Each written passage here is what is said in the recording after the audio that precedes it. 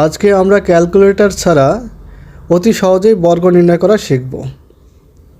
25-এ একক আছে 5, তাই 5-এর বর্গ হচ্ছে 25। এবার 25 কখনো কখনো একক ঘরে তার বর্গ, যেমন 2-এর বর্গ 4 হতে পারে, কিন্তু 2 ঘরেই লিখতে হবে, যেমন 0-4। আর দশকের ঘরে 2 আছে, 2 দুগুণে 4।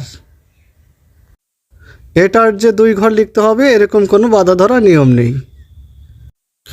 এখন 5 এবং 2 গুণ করতে হবে। গুণ করলে 10 হবে।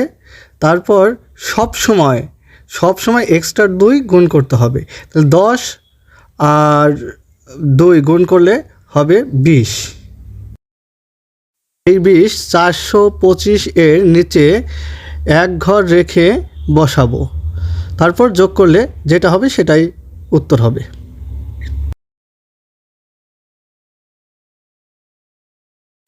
পরেরটা 37, তাহলে 7-এর বর্গ এবং 3-এর বর্গ।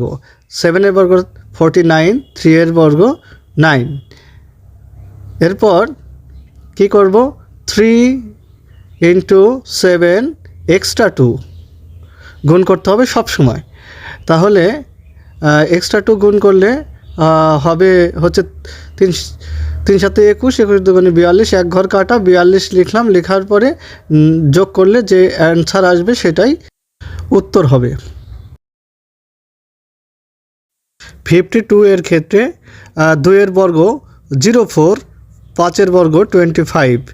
তাহলে 5 গুণ 2 এক্সট্রা 2 গুণ 5 দুগুণে 10, 10 দুগুণে 20।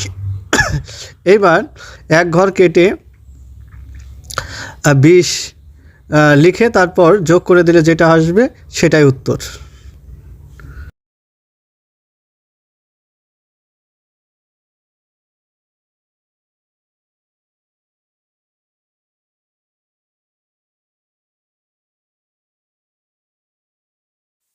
তাহলে 68 এর বর্গ কত হবে?